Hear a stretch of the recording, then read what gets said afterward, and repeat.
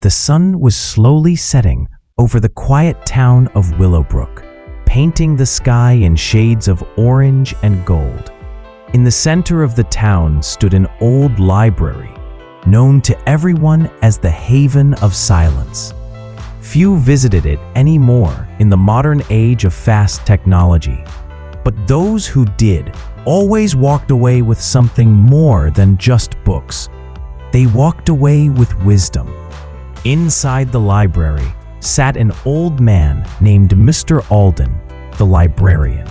He had white hair, gentle eyes, and a calm smile that seemed to carry centuries of peace. He was known throughout the town, not for how much he spoke, but for how little. Some even joked that he had spoken less in a decade than most people did in a single dinner conversation. One evening, a young man named Daniel stormed into the library. He was in his mid-20s, full of energy, but equally full of frustration. Life hadn't gone the way he expected.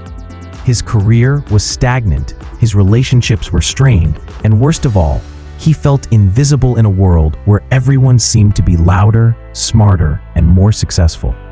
"Mr. Alden," Daniel said, his voice trembling with impatience, "I don't understand life anymore. I've been talking, sharing, posting, shouting my ideas, and still, nobody seems to care. The louder I try to be, the less people listen.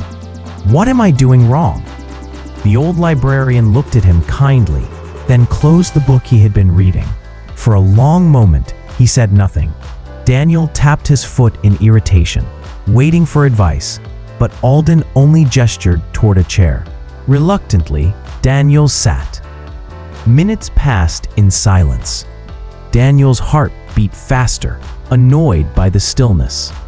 "Don't you have anything to say?" he finally burst out. Mr. Alden smiled faintly. Then, in his slow, measured tone, he said only one sentence. "Silence speaks the truths words often hide." Daniel frowned. "What does that even mean?" Instead of answering, Alden stood up, walked toward a shelf, and pulled out a thin, leather-bound journal. He placed it in Daniel's hands. On the cover were the words, "The Lessons of Silence." "Take this," Alden said softly. "Read it, but don't rush. Read a page a day. Let silence do the teaching." At first, Daniel thought it was nonsense, but curiosity got the better of him. That night, he opened the journal. The first page read, "When you speak, you repeat what you already know. When you listen, you learn what you never knew." The words unsettled him. He realized how often he interrupted people, how eager he was to share his opinions without really hearing theirs. Maybe that was why he felt unseen, because he never truly saw others. The next day, Daniel decided to test it. At work, instead of dominating the meeting, he chose to remain silent and listen carefully. For the first time, he noticed details, his colleagues' ideas, their concerns, their creativity. When the manager asked Daniel's opinion, his response was calm, clear, and surprisingly wise. Everyone turned to look at him, impressed. For the first time in months, Daniel felt heard. Ironically, it came from speaking less. As days turned into weeks, Daniel continued reading the journal. Another passage struck him deeply. "Silence is not emptiness. It is the space where truth has room to breathe." He began practicing moments of silence each morning. No phone, no distractions, just him sitting quietly with his thoughts. At first, it felt uncomfortable, like an empty void, but slowly, silence became a mirror. He saw his own fears, his own impatience, his own need for approval. And within that quiet space, he discovered clarity. He realized that his career struggle wasn't because people ignored him, but because he never gave himself time to listen to his own heart. He was chasing recognition rather than purpose. One evening, Daniel returned to the library. "Mr. Alden," he said, his voice calmer, "I think I understand now. Silence isn't weakness, it's strength. It doesn't mean doing nothing, it means creating space for wisdom." Alden's eyes twinkled. "Exactly, my boy. The world shouts, but wisdom whispers. Only those who choose silence can hear it." "But," Daniel asked thoughtfully, "how do I balance silence and speaking? I can't stay quiet forever." The librarian nodded. "Silence isn't about never speaking. It's about speaking at the right time with the right words. Like an archer who waits before releasing the arrow, you must let your words come from stillness, not noise. That way, every word has weight." Daniel took those words to heart. Months later, Daniel's life began to transform.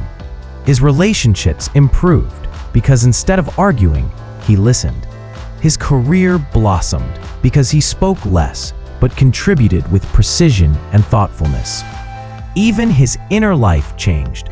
He felt less restless, more grounded. He became known not as the loudest person in the room, but the wisest.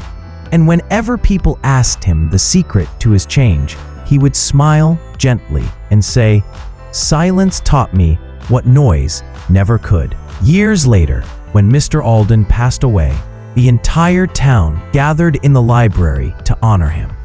People remembered his calm presence, his gentle smile, and his powerful silence. Daniel, now a respected leader, stood before the crowd to give a speech. He paused for a long moment before speaking, letting silence fill the room. People leaned in, waiting. And then, with a steady voice, he said, "Mr. Alden showed me, and many of us, that silence is not the absence of words, but the presence of wisdom. In a world full of noise, he reminded us to listen. In a world full of rushing, he reminded us to pause. And in a world full of voices, he reminded us that sometimes the most powerful thing we can do is simply to be still." The crowd nodded, many with tears in their eyes. That day, Daniel realized something profound. True wisdom doesn't always come from speaking more, but from knowing when to be silent. Moral silence is not emptiness. It is a source of strength. In silence, we hear truths hidden by noise. We find clarity in confusion, and we learn to listen not only to others, but also to ourselves. Wisdom often whispers, and only in silence can we truly hear it. If you liked the story, please like, share, and subscribe to the channel.